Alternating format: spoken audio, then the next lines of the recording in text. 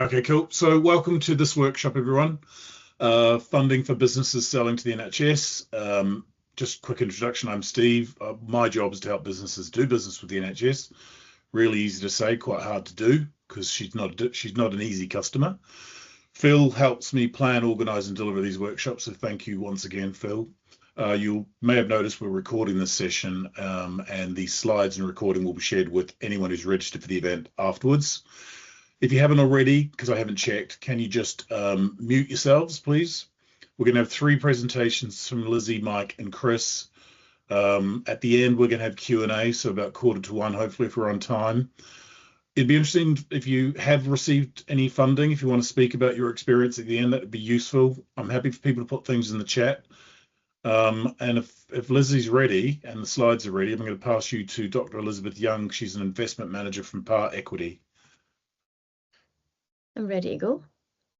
There we are. Lovely. Cool. Hi, everyone. As mentioned, I am Lizzie Young, investment manager at Par Equity, soon to be PXN Group. You may or may not have seen that on LinkedIn. If you've managed to avoid that marketing, then well done you. That's a great algorithm. Otherwise, yes, that's us. I'll touch on that a little bit more later on. But if you go to the next slide, please, I'll chat a little bit about who we are and who I am.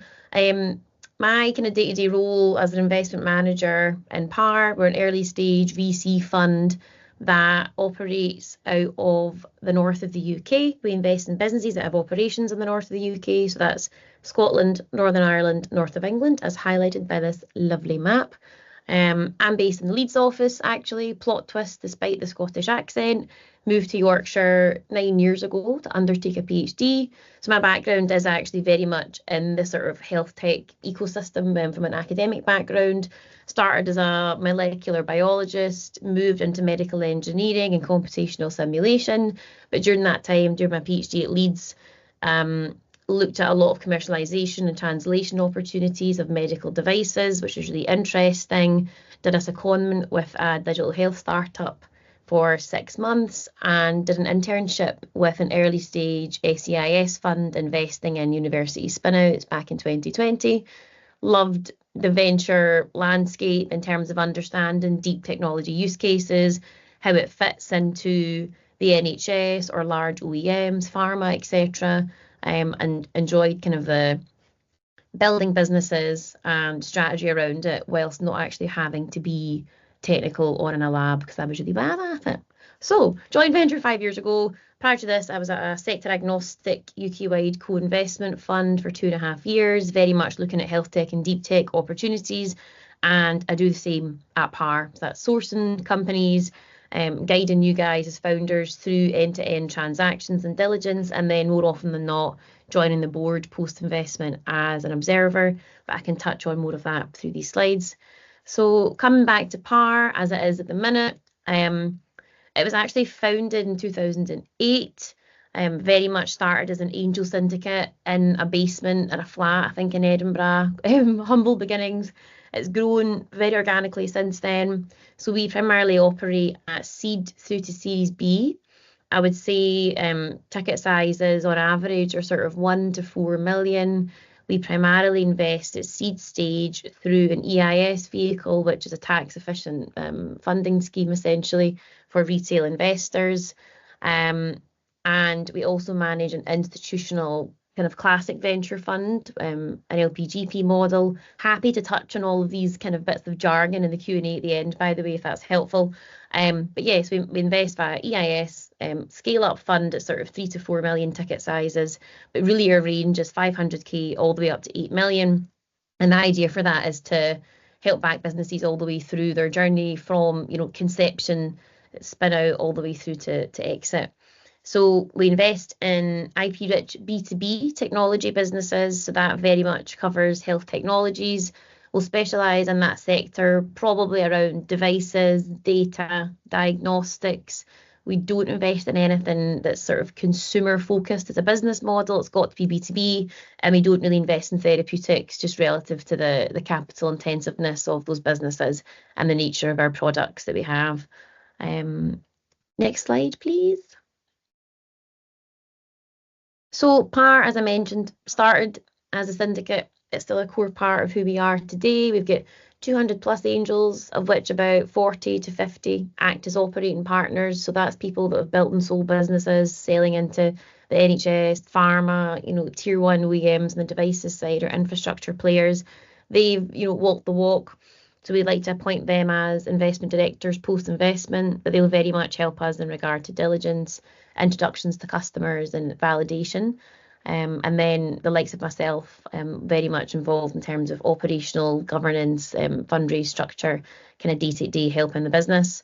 But that's sort of what makes us different a little bit. I think a lot of funds in the north of the UK have a lot of extensive networks. Every time you take any money from a funder, you should be looking and asking the question of, how can you help me build my business? What resources do you have? Have you done it before? How have you done it? And as a founder, is it access to the NHS? Is it an understanding of your regulatory pathway?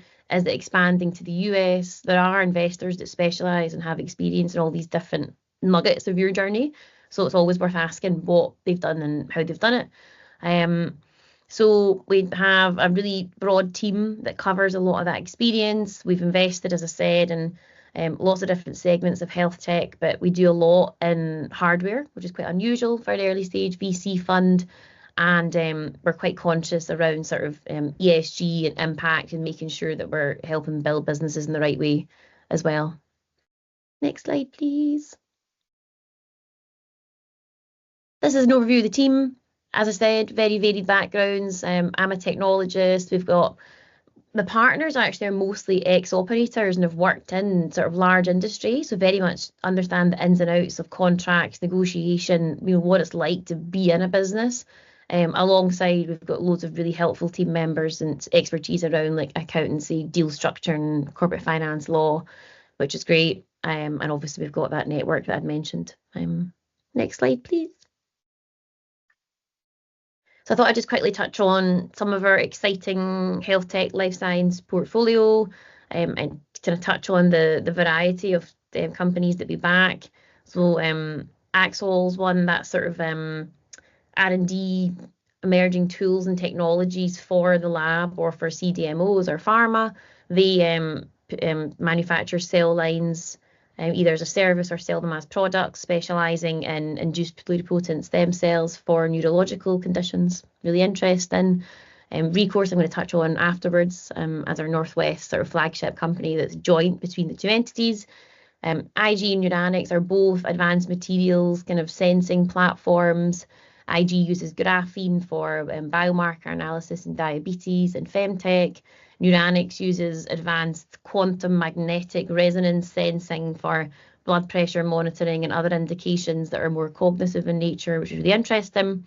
Then we've got Flow, which is back-end infrastructure in terms of kind of a D2C angle actually for consumers, for pharmacy purposes and prescription, independent prescribing.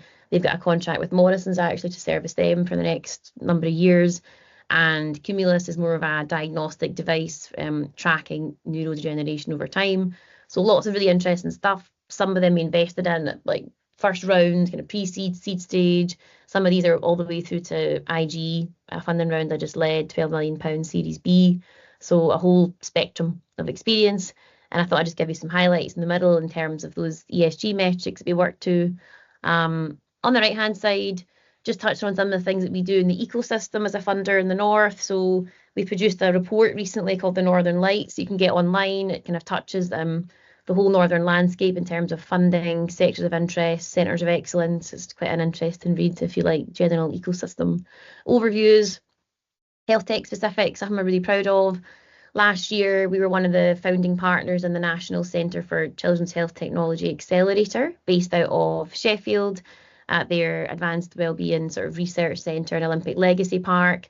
That was quite a novel model in terms of combining NHS buy-in, sort of private company called Up Ventures and ourselves, and sort of helping to create this new model of accelerating businesses for adoption within the NHS and giving them tangible plans to do that through matching them with key opinion leaders that match their technology and paediatrics specifically, and also plans to scale and internationalise to the US and grow as a company. So quite a sector-specific program rather than being more agnostic, which I think we'll see more of in the future, hopefully from us in different emerging sectors in health technology, but also from other specialist providers. That's a growing trend in the market. Next slide, please. Typical investment process, happy to walk through this afterwards as well if there's any questions to kind of align with the other speakers. But generally, if you apply online, your deck absolutely will be screened. I think sometimes there's a real kind of bias in the market or a narrative around if you apply cold, you won't get any traction with a VC. That's not true. Everything's screened the exact same way, goes through partner level IC pre-screening. We'll all discuss it as a deal team. And essentially the main steps are a few initial calls, understanding the business, the team, product, plan moving forward, financials, IP. First stage gate, putting together a kind of exec summary, then moving into slightly deeper diligence, bringing in our network to understand the USPs of the business and key risks. Then we get comfortable to issue terms, work through a second due diligence period, including bringing in external providers or anything else we have to get comfortable with, and bringing together a syndicate. We lead more often than not, 80% of deals, but putting together legals and syndications becoming slightly longer process than it used to be, but also much more common in syndicating with investors, which is great. Next slide, please. I thought I'd just really briefly touch on one of our companies that is a Northwest business. It's the sole portfolio company of Par and Futura as a combined entity. So Recourse is really cool. They've developed a platform that essentially uses natural language processing for AI avatars that you can speak to in real time. The initial sentiment was selling that into the NHS for training of clinicians in kind of bedside manner and different high risk situations. But they've also found a really lucrative market selling into pharma, into sort of like medical science liaisons and BD reps for different types of therapeutics and sales processes. So they now have different angles really to the product and have sort of slightly pivoted some of their modeling and the nature of their sales process. But yeah, selling into the NHS, which they've done, US universities, lots of sales in pharma, and looking to scale within the US healthcare system as well over time, which they'll do hopefully via a Series A next year that we'll definitely be supporting. Next slide. So 2 minutes, Liz. I will rattle through, don't worry. I thought I'd just give a little overview from a VC perspective of what the market looks like at the minute, because there's always lots of whispers about is it good, is it bad. I think being candid in the health tech market is harder than it was probably a few years ago. 2021 was a real boom. Everything was getting funded really quickly, high valuations. At the minute, we're seeing a retraction of some of those more generalist funds out of the health tech and deep tech space and life sciences, to be fair, just because if you look upstream at pharma and device OEMs, etc., and buyers, buying sentiment has slowed. It's difficult. They're going through budget cuts. They're struggling in terms of economic headwinds. So therefore, there's less traction for companies to scale, and there's less exits for us to get return on our capital to then deploy again. So a lot of funds are focusing on supporting their portfolio through that journey as sales take longer and it's taking longer to scale. That is true. And therefore, because health tech is a longer cycle relative to regs, sales, exit, there's fewer funds in this space. On a positive note, there are, again, more specialist vehicles popping up, particularly around like advanced therapies or within cardiology or neuro or aging. So that's probably something to look into. Lots of advancements in the NHS in particular and trying to make it easier to get embedded with new technology. And yeah, as I mentioned, some more public-private partnerships to try and help that as well, such as the accelerator we were involved in. Yeah, next slide. Last one. As I said, we are undergoing a merger. Very exciting with one of the big funds in the Northwest, Futura. Hopefully you know them. We're hoping to be FCA authorised next month and fully integrated by the end of the year. So we'll be joining forces. It means that it doubles our capital essentially to 700 million of assets under management. We'll have offices in Scotland, Manchester and Leeds, as you can see. And it really means we have more money, we can do more stuff, bigger network, and hopefully back some of you lovely people on the call. Fun. Thank you for listening. A real whirlwind. I was on mute then. Thank you, Liz. Oh, good. Right. I think we've got Mike next. Greetings. My name is Mike Skinner. I have sat where you have sat. I was a new business startup back in the dim and distant past of the year 2000. If you like, I've walked the walk, talked the talk, and worn the t-shirt. So I know what starting a business is like. I've been through the process, and we exited a business having had a lot of hard work, no holidays, but a bit of fun in a business based in the Northwest. I've got to say, echoing what Elizabeth said, it is tough out there. Money is tough. It takes a long time. You've just got to work at it and be prepared to just be long and hard in your approach. It isn't getting any easier. Right. Innovation Growth Specialist with Innovate UK Business Growth. The clue is in the name. If you are an innovative UK business who wants to grow, we are the kind of people that you can link with and we can help you. The kind of people we are looking for are exactly that, innovative businesses who want to grow, and we can help in lots of different ways. Next slide, please. We are part of the UK's Innovation Agency, and the mission is to help businesses. We can help through the development of their plans, of their products, and hopefully heading towards commercialization of new products, processes, and services. Now, we're supported by an ecosystem that is there, hopefully easier to find, to navigate, and to connect you to the right people. Next page, please. Now, there are about 400 people like me. Well, not exactly like me, but they're based nationwide. But you will get different contacts who are based locally. We cover the whole country, from Scotland right the way down to Cornwall. So there are local delivery partners, as we are called, and between the 400 and growth specialists based, you will find that they've got expertise in different cheeses. So finding the right partner, finding the right person who can help you is part of what we do. And then accessing the right resources, the right links, the right connections is what we are about. That's what we come to work every day to do. So your growth strategy, including your innovation, IP, access to infrastructure. The funding and finance side, which is where my specialism lies, is preparing you for investment readiness. And with the EM partners that we work with, even though we're not in Europe, we are linked to partners in the European and wider network. It could be that you're looking to make a contact with someone who can co-develop a product, manufacture a product. It could be anything to do with links with international academia. We can direct you into the right people with lots of different ways of linking people together. Next page, please. This is an example of a business that we've worked with in the past.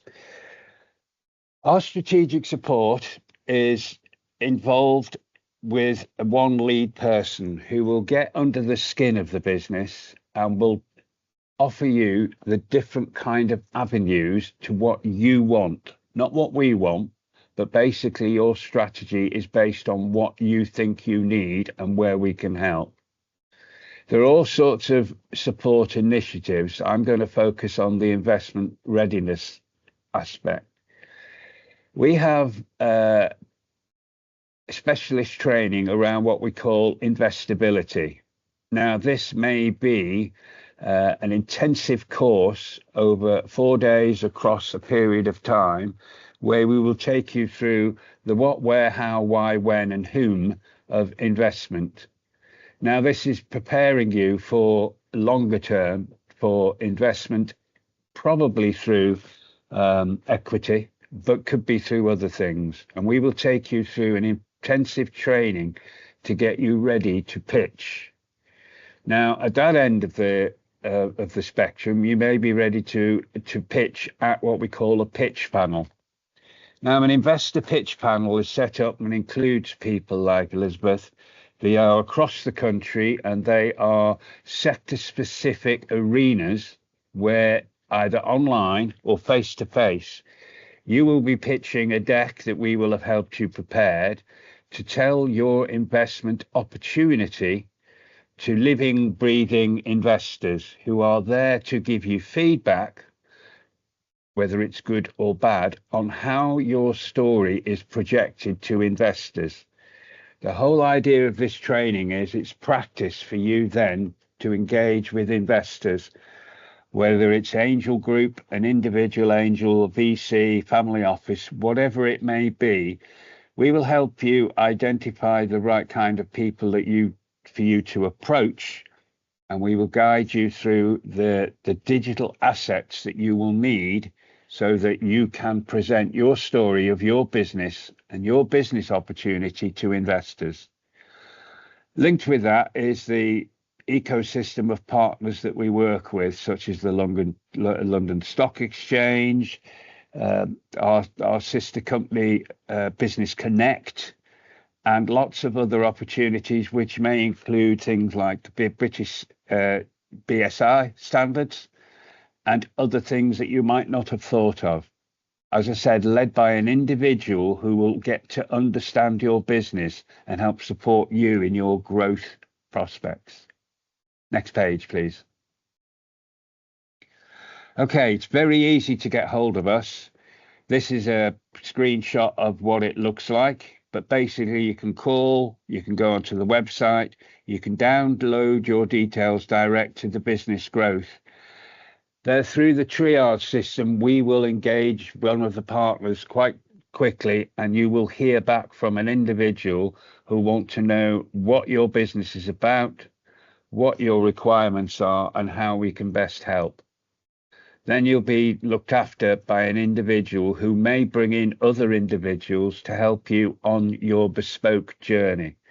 In other words, it's a menu of different help and advice and guidance we can offer, backed up with professionals where we need to. I hope that's as concise as you need for the time being. I'll be around later on if anybody wants any specific queries. You will get all this sent out to you in due course. I hope that was less than 10 minutes. That's perfect. Thank you, Mike. Chris, are you ready to go? Yeah, I'm ready. Thank you both. Yeah, thanks, Mike, for that. I think you saved me a slide or two there as well.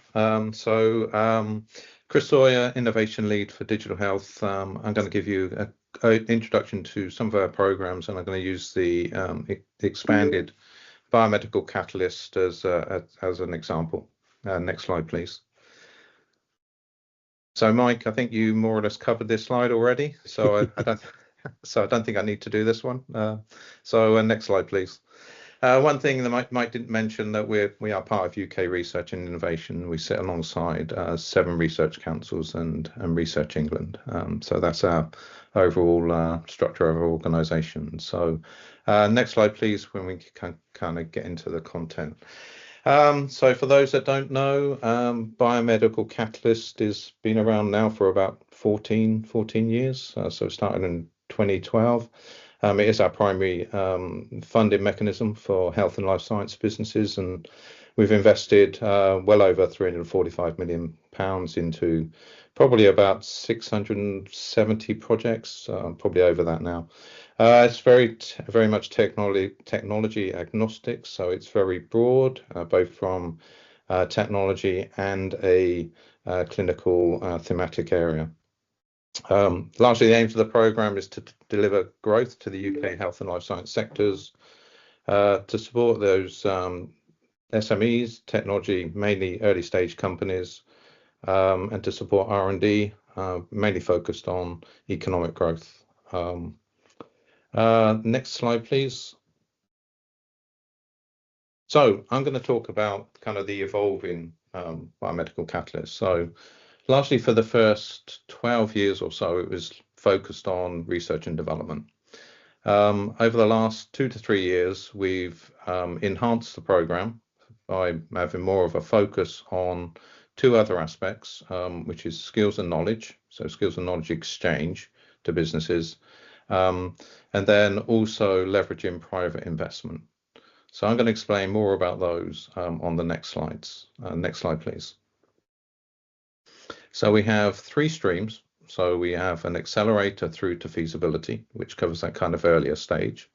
We have our traditional R&D, which covers a slightly later stage from a development perspective. And then we have the investor partnerships, which is kind of more expansive, but it covers kind of the investment part and the R&D. And I'll be talking about the kind of the detail of each of those as we move forward onto the next slides. So next slide, please, and the next one. Right, so accelerator to feasibility, and this should probably be of interest because we do have some current activities about this, which I'll talk about a little bit later. So with the accelerators, so we've been running accelerators, thematic accelerators for the last couple of years. We've gone through 2 rounds so far. We have funded, well, it says 4 accelerators there. We've now run 6 accelerators. We've run accelerators in neurotech, female health, which is the Accelerating Femtech accelerator, which is run from London. We work in partnership with South London. We've run a microbiome accelerator and one in child health. And last year, we also ran an accelerator in AI in health.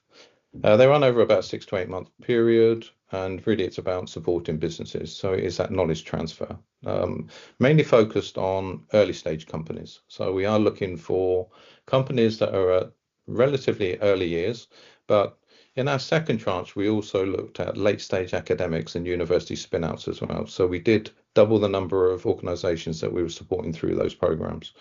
Generally, in the first year, we were supporting around about 10 companies through the accelerators.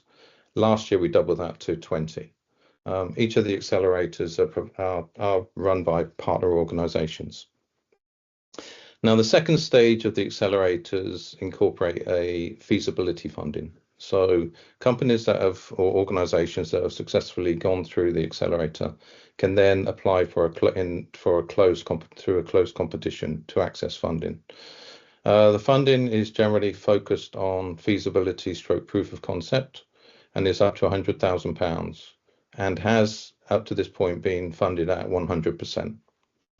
From application process is relatively simple, so fewer questions than you normally have for a biomedical catalyst, and we do incorporate an online pitch process as well. That helps with the kind of the assessment. And just from a project's perspective, up to 12-month projects.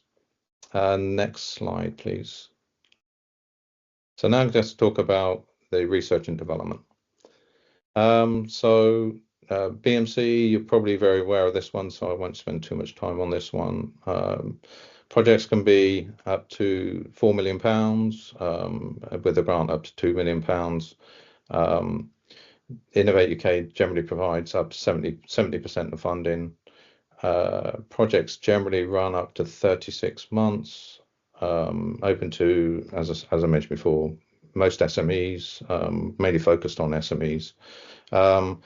From an application process, we have projects up to £500,000, which have a one-step process, which is a paper-based application. Projects up to, for grants up to £2 million, that's a 2-stage process. So the second part is an interview. And generally, in the past, we've looked to run BMCs twice a year. And we're reviewing that currently. So, and from a funding pot, the amount of money available is generally between 15 and 25 million pounds per competition. Next slide, please. And the third one. So yeah, so investor partnerships. So it's been a very successful program. Projects ranges generally tend to be around about £1 million. We've supported through the biomedical catalyst 29 investor partnerships so far. The thing which really excites me about investor partnerships is that it brings together the R&D funding, which is our core business, but in Innovate UK, which is the R&D projects, but it also brings in the investors. So if you look at the investors we have on board, we now have in the region of 180 investors in the program. So we've had a rapid increase in those over the last 2 years, when I think 2 years ago we were looking around about 26, 28. So we've onboarded a large number of investors to support this program. And we're seeing incredible results with the companies that have been funded through this program. So I work with them on a regular basis. Generally, up to the point of, we're reviewing our funding at the moment for the program. So that is going through a process. But from a competition perspective, when the funding is available through the BMC for this, then we run back-to-back competitions. So it is quite a fast-moving program with lots of opportunities. Next slide, please. Next one. Okay. I think I do have a slide missing, which is I wanted to talk about the accelerators again. So there is currently accelerator. We do have an extension to our accelerators. So we're in year 3 at the moment, and we have a number of accelerators across the country which are currently recruiting businesses. There are 4 accelerators right across the country. It'd been good if I've had this slide here because I could have referred to it. But they are generally, I think the one in the north of England is Liver Labs, who are doing things around like radiopharmaceuticals and things like that. But I do think their application window is due to close very soon. We do have the accelerating femtech, but slightly later stage. We also have a medtech one, which is also later stage, which is through Leahy in London. And there are a couple of others. So there is an opportunity there for, if you are an earlier stage and slightly later stage business, to apply into those. I just wanted to point with this slide was to point out kind of the range of typical kind of competitions that we would run over a period of time. So everything from design through to AMR. Obviously, I mentioned biomedical catalyst as well, mental health. There's a whole range of competitions that will vary in investment rates. So I think that might be my last one, but if we can check. I don't think we need to talk about global. Steve, do we need to talk about global here, or I can talk about a global program if I've got time? Just 1 minute. Just taking myself on mute. Yes, please, if you don't mind. Yeah, okay, sure. So we have a global program, which normally comprises of largely, 4 elements. So we have global expert missions, where we take experts to countries to determine the opportunity in those countries for UK businesses. We have a GBIT program, Global Business Innovation Programs, which is ultimately a market visit. So we take up to 15 companies to a country to explore the opportunities in those countries, to kind of work out if there's a good product market fit in that country, and then also to identify what it would take to take a product to market. So, for example, if it was the US, we'd be looking at regulation, we'd looking at reimbursement, we'd looking at networking, we'd looking at investment, those types of things in those countries. We also run a global incubator program. So, for example, one I've been closely worked with is Texas Medical Center, where we work with them to run an incubator which is focused on digital health and medical technologies. And then on from that, the next stage would be bilaterals. And a bilateral is where we work with a country on research and development, program where they provide grant funding, we provide grant funding, and we bring together organizations from both countries to work together on developing new technologies. That's that. I think that's me done, isn't it? Yep, thank you. Okay, so thank you to our three speakers. So we've got time now for any Q&A from any of the delegates or any other points from the speakers. So just put your hand up and I'll come to you.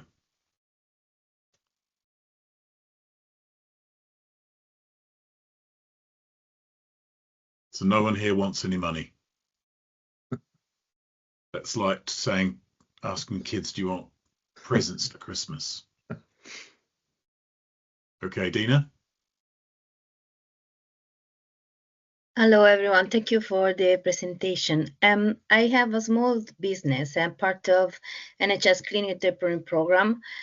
I'm a career coach for international educated nurses. This is my business, but I'm working and try to create a service for the NHS to retain international educated nurses, because the NHS spend so many money in recruiting and training international educated nurses, and the international educated nurses represent 1/3 of the overall number of registered nurses in UK. So my question basically is, do you also fund or help business they help the workforce, or is only digital and biomedical? Thank you. Who's that aimed to? Anybody? Who are you asking that question to? To anybody to understand the last one, no, because it's biomedical, but the other two, if you help also to business that work on workforce, to retain workforce and improve workforce. I can take that if you want. Yes, please. That was almost a pitch you gave us there. Well done. The answer is yes. Okay, thank you. Based, where are you based? It came up very briefly there. I'm based in London. Okay. With that website, when you get, excuse me, when you get that pitch that I delivered, you'll see a link into Innovate UK Business Growth. It's a triage. They will work out where you are based. You fill in a few details, and yes, they'll find someone that can help you, as I explained before, somebody locally. The answer to your question in short is yes, we're here to help. Okay. And just very short, if I may continue, I will be on the BMJ conference in November, and I will lead a roundtable discussing this program. Do you will be there and I'm able to speak with you personally, maybe, or no? Thank you. I won't be there. I don't know whether anyone else on this. No.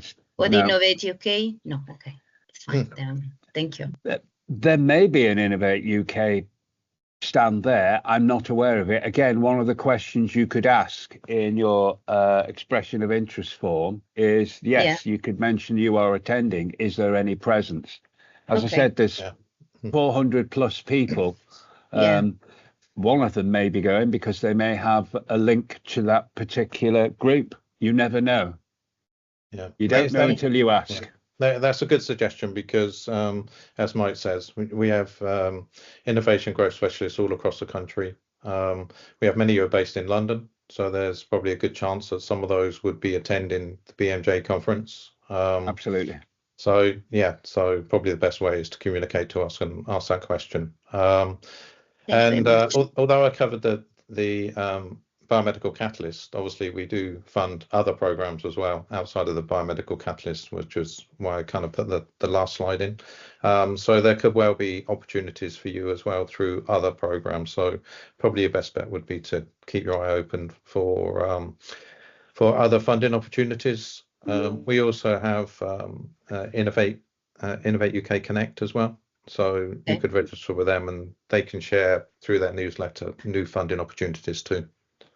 Thank you very much. Thank you. You'll gain a lot, as Chris has just said. If you put in a search for Innovate UK, you'll see all the different parts, if you like, of the organisation and all the different specialisms. So a good search and a good half an hour with a nice cup of coffee, have a look at the kind of stuff we do. All the links are reasonably easy to find. And again, contact somebody locally who'll be in touch with you. Okay. Yeah, just to build on that, while we're sort of focusing on the left-hand side of funding, which I always call the beginning of a business, people tend to look at grant funding. The three main ones in healthcare are Innovate UK, SBRI, and NIHR. So I'll just throw those in the chat. While I'm doing that, always dangerous to multitask. There's a good reason decathlons do one exercise event at a time. Imagine trying to throw the javelin while you're doing the high jump.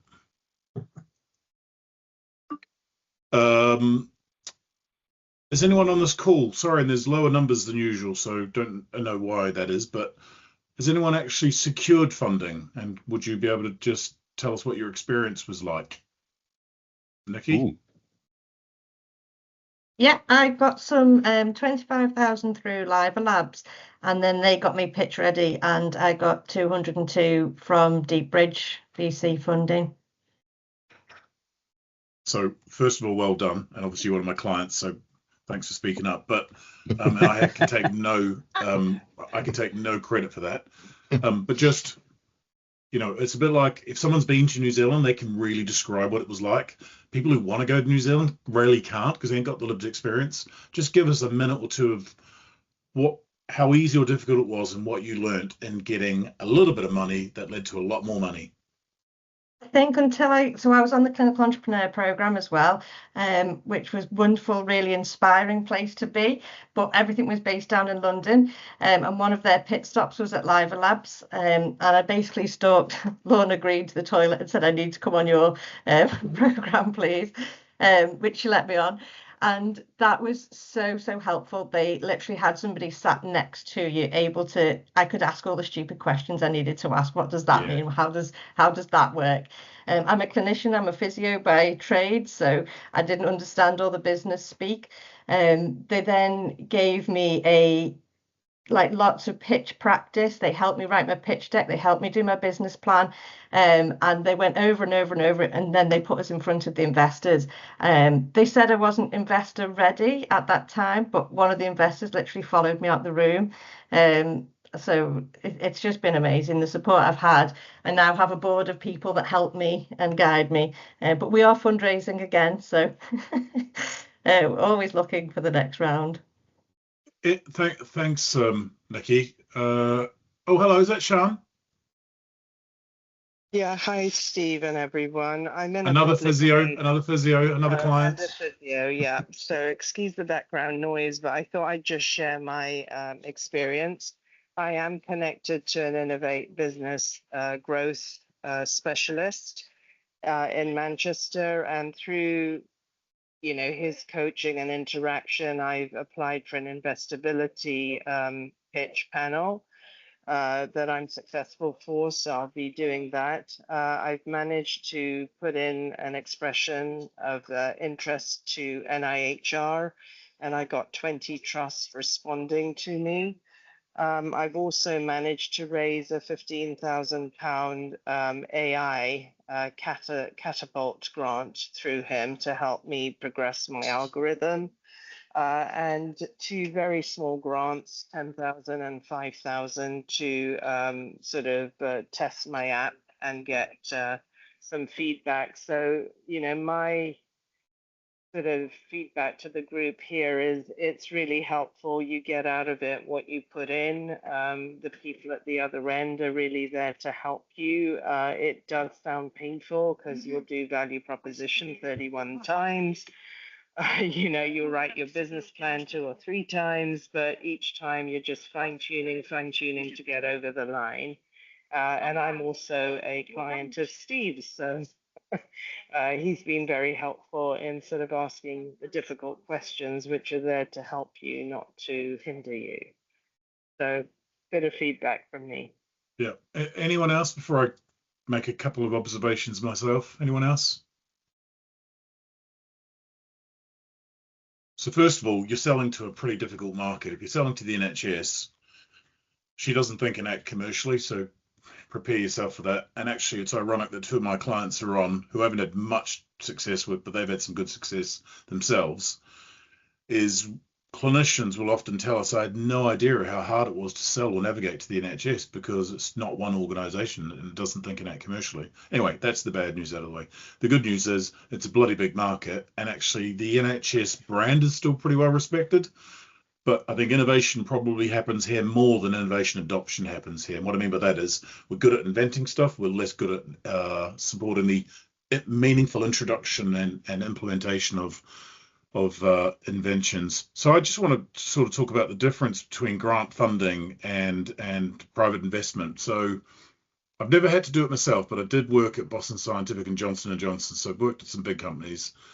And I have worked with companies that have been successful in getting £500,000 of SBRI funding, and then they go on to get private equity, right? And it is like a bit of a stepping stone, or it's a bit like it's like Everest. Base camp is grant funding. You get to the summit, you're probably looking at equity funding. So for me, if you're going to put in a grant fund, don't just do it because you've seen it. You need to match your innovation with the call criteria, right? So if you've got something for respiratory, do not put it in for heart failure. Yeah. The obvious thing, I think, when Chris and I were together last year on the Femtech Innovate funded, which was great. I loved that. We had 21 companies. I had 3 of them. They all went on. 3 of them went on to win their money, which was just wonderful to be part of. But they're early stage companies. We had 3 people present to the cohort who'd gone to the top of Everest. And when Sian said, she's done her value prop or pitch 30 times, Jack Porter, who I think Chris might remember with the very impressive moustache, he had to present to 98 investors before he got his money. But the minute he got it right, he got 3 offers. 3 offers. And sorry, the window's open.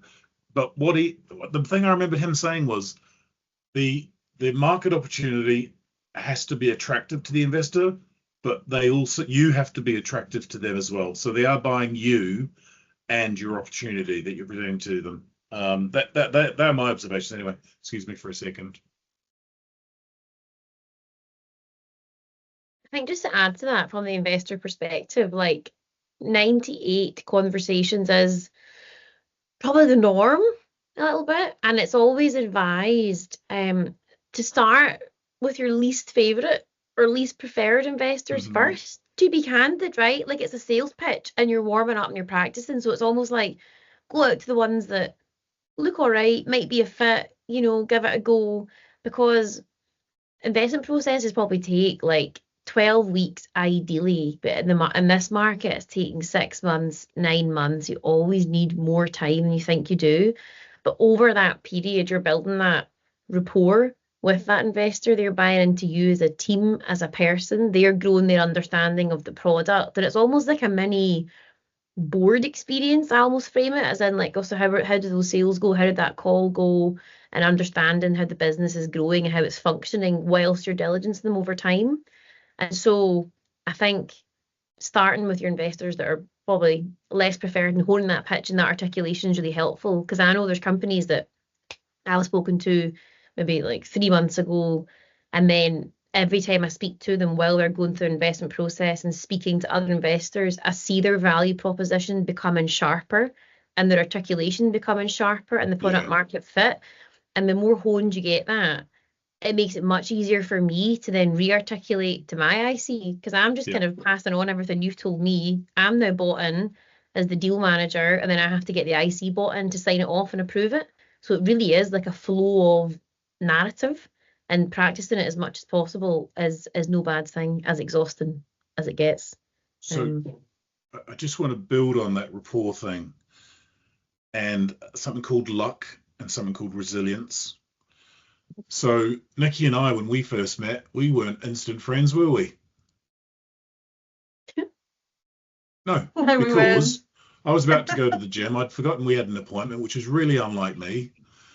and you wanted me to sign an NDA, and I'd helped 600 businesses, and I hadn't signed one NDA, and nothing had gone wrong. So I gave you my terms and conditions. You said, well, I don't accept that. And then she saw me presenting to a group of SMEs for the Live Lab thing, and she rang me and said, can we work together? So just sometimes the first meeting might not go the way you expect, but don't underestimate that that person might still be useful at some point in the future. And I love helping clinicians anyway, and I understand your value proposition now really easily. So to Lizzie's point, I could actually sell your product on behalf of you without really too much difficulty, because you and I've gone, well, it's actually this, Steve, but just say that.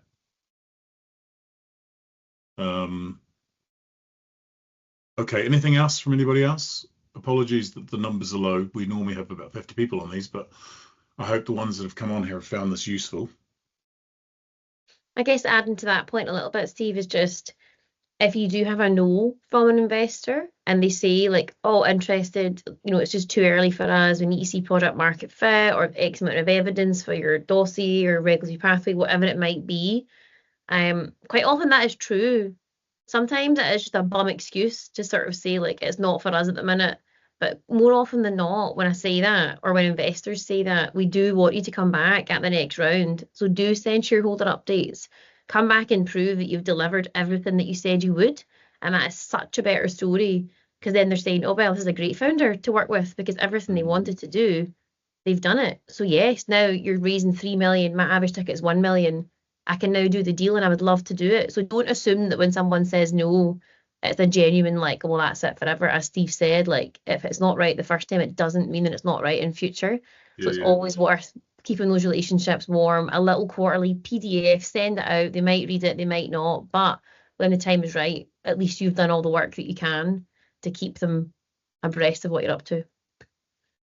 Just before I bring you in, Sean, I also forgot to mention something that you made me think of, Nikki, which was gumption.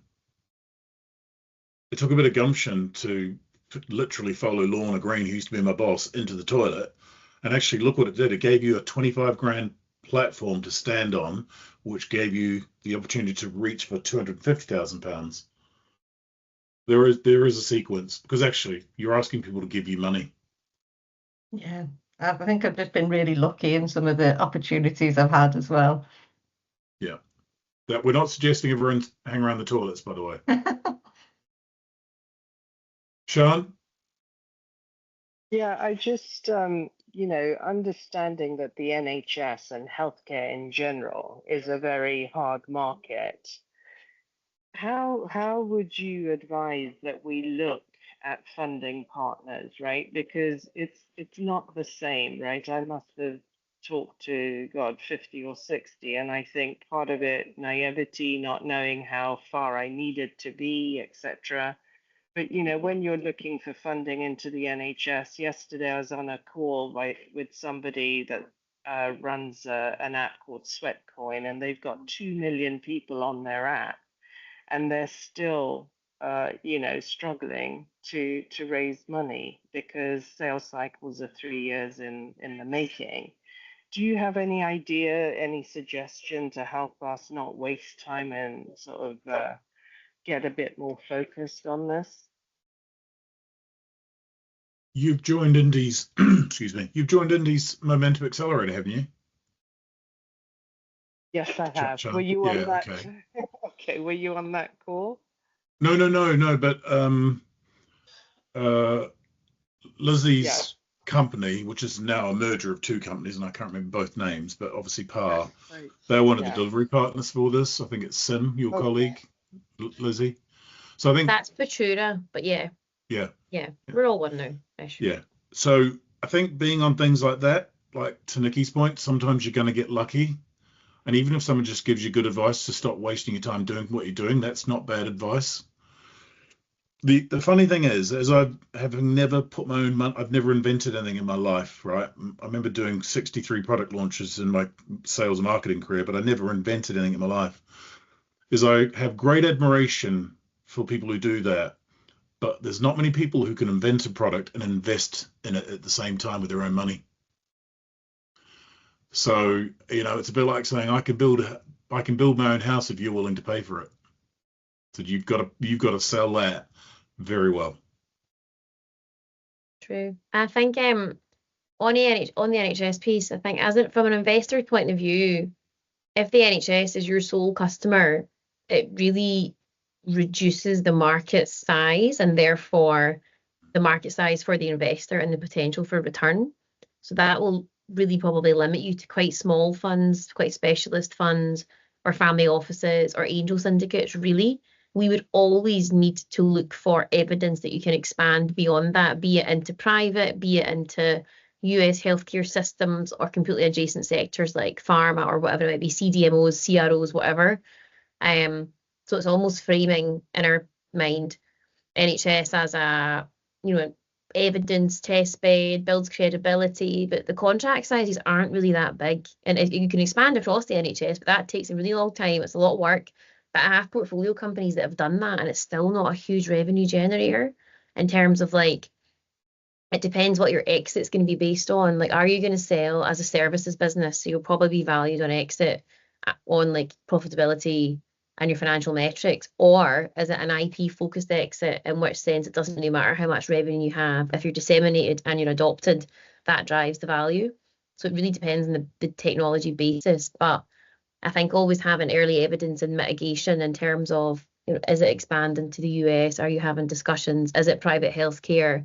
Just to kind of, I suppose, it's a risk, right? If that's your sole customer and it's going to take years to convert and the contract size will be small, it's very difficult for us to then say, oh, we're definitely going to get 3x, 5x, whatever it is, our money on that market and that time scale. I don't know if that answers your question, but it's just sort of adjacent markets, or is it consumer models? It's just sort of having a secondary go-to-market and business plan that you would need anyway beyond the NHS for that kind of capital.